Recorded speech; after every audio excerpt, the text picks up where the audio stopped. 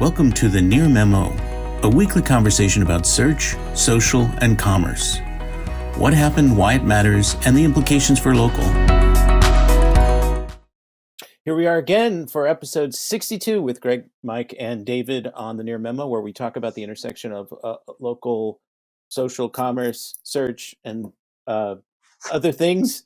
The list grows longer every day. But not the NBA playoffs. You guys still won't let me get in the NBA playoff gutter. So, okay, all right. Once again, there's kind of too much news to cover, but we pick 3 items or 3.5 items, as the case may be, and then kind of unpack those for you in about 20 or 25 minutes. And today we're going to lead off with Mike, who's dug into some interesting consumer review research and its implications for marketers. So I found this through Jason Brown, who tweeted a summary article from some science magazine, but it's research from the University of Massachusetts Eisenberg School of Management by Zhanfei Lei. It's titled Swayed by Reviews, Disentangling the Effects of Average Ratings and Individual Reviews in Online Word of Mouth. Historically, research has leaned on ratings as the primary determinant of driving purchase intent. Although recent research seems to have indicated that somewhere in the order of 55% of all consumers actually read reviews or the summaries of reviews. And it's usually in more important categories and when there's high intent and when there's bigger risks or less known about the brand.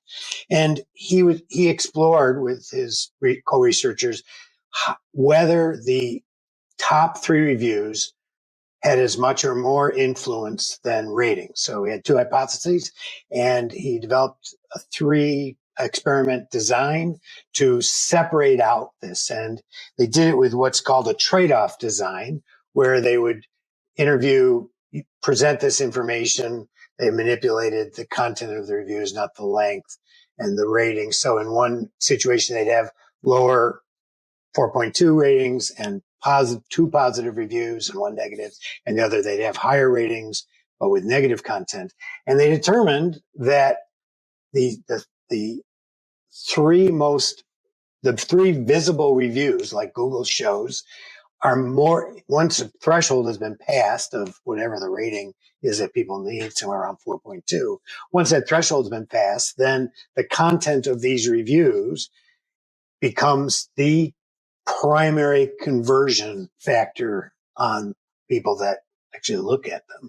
And the way Google presents them, it's pretty easy to look at them. So I think it may have more influence than not. So it's just and you're referring to Google's presentation of reviews in the business profile panel, correct? Yes, correct. Well, right. That's right. So they do show just review ratings up front, and then you have to go in to see the presentation. And so it was interesting to me just because there's so much focus on ratings and much less focus on content. Also because, obviously there's some questions in product review sites and on product pages. There's some question about what's honest and dishonest. And if you show an accurate rating, let's say it's a lower rating, but you highlight relevant reviews that tend to be positive and then give people a click to see the rest of the reviews, how does that work in context of the FTC? And I would contend that's probably okay, as long as it's easy to get to all the reviews, easy to read them, as long as you're transparent about the score. If the reviews you highlight are relevant, and they point out that it's equal to a 2% price reduction in terms of the increased conversions you get from positioning. So, Mike, just to clarify one thing, because I didn't read the study, the top 3 reviews, whether positive or negative, were going to equally influence people. So, in other words, if they see positive reviews, they're more likely to buy. If they see negative reviews, they're less likely to buy. It wasn't regardless of the star rating, right? So, and then how was a negative review concocted? I mean, you can have a lot of reviews are mixed, right? Yeah, they took basically the same language and they just added negatives to the exact same reviews. Just so they supplemented a neutral description with positive superlative, positive and negative. Yeah, right, and tested. Well, I mean, just anecdotally, that makes a lot of sense because I mean, people, we've got like this migration toward 4+ review, anybody who's kind of going to be in the top ranking group is going to have, in most cases, better than a 4-star rating. And so you have to look at the reviews, which Google doesn't make it entirely easy to do. They show you the review distribution, and they make it relatively easy to see the 3. But if you want to see them all, that's multiple clicks in. And you get and also depends on the surface, Greg. I think that the Maps app, for example, it's a lot easier than the desktop business panel to click around and see more reviews.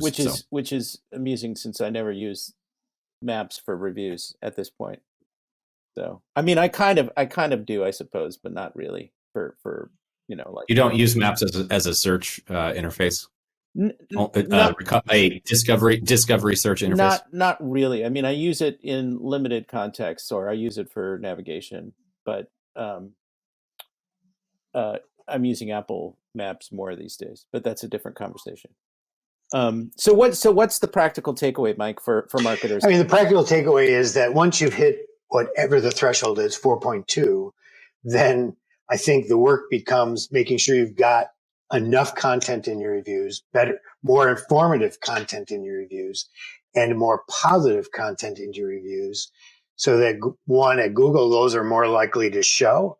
And in your own site, I think the practical implication is, if you're going to show a summary, you can design it to highlight these more positive aspects as appropriate, while still showing your actual review rating. So it would mean there's no need to hide your actual review rating the way Fashion Nova did as well. So I think it depends on the context, but I think it means businesses, particularly with more expensive products and higher risk purchases, need to focus as much on content as they do on ratings, or maybe more. It's interesting, not to sort of open the door to another discussion, but it's relevant in the sense that the role of negative reviews in establishing the credibility of positive reviews is something that there was a sponsored piece on Search Engine Journal, I think, that was one of the review reputation companies, and they Power.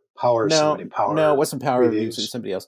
But basically, the larger point was that you shouldn't be afraid of negative reviews. They help establish the credibility of positive reviews, et cetera, et cetera. And I think there's truth to that. So I don't know how that kind of element plays into this or not. If you're sort of shaping your most prominent reviews to look positive, and you've got a great star rating, I mean, is there a risk there that somebody's going to see that as fake or manipulated in some way? I don't know. I think as long as you make it relatively easy to access all the reviews and order them in a way that the consumer wants, I think that's really what the obligation is. And many summary. Yeah, sorry. Many e-commerce sites will give you the ability to sort and filter reviews by most recent, highest, lowest, and so on. So.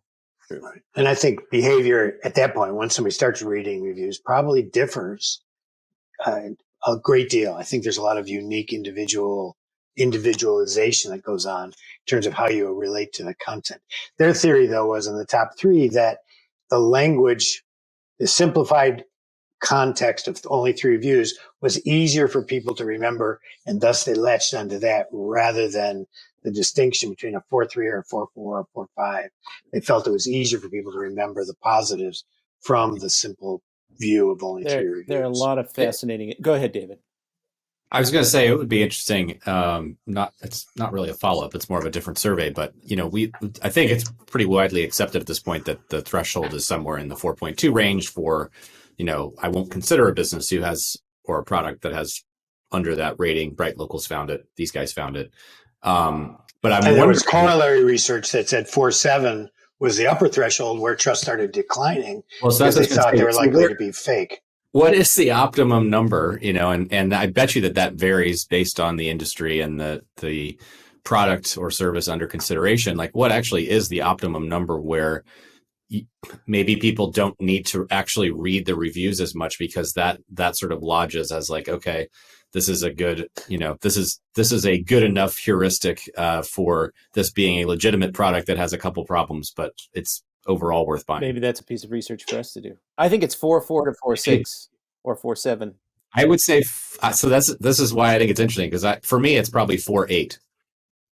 Just personally. That's the highest? No, that's the sweet spot. That's where I'm like, yep, this seems like the right thing to buy. Yeah. Although, if it's something that you're going to depend on, you're going to read the reviews. And if it's something that's a throwaway item, it's like, doesn't matter, blah, blah, blah, right? You may not. I think it depends on how you relate to reviews, how much money you're spending, how critical the purchase is. Right? There's a threshold beyond which you're going to start reading reviews. Right? That's right. So I think that threshold for me is probably, it sounds like it's higher than Greg. I would say at 4.4, I'm going to actually want to know, like, okay, what are the downsides to this product? Well, this is a to be continued conversation because there are a lot of interesting aspects here, and certainly reviews will come up again and again and again for us, and maybe we should consider doing some research on this. Thanks for joining David, Mike, and Greg. To stay on top of the latest developments in local, subscribe to our newsletter at nearmedia.co. We'll see you next week.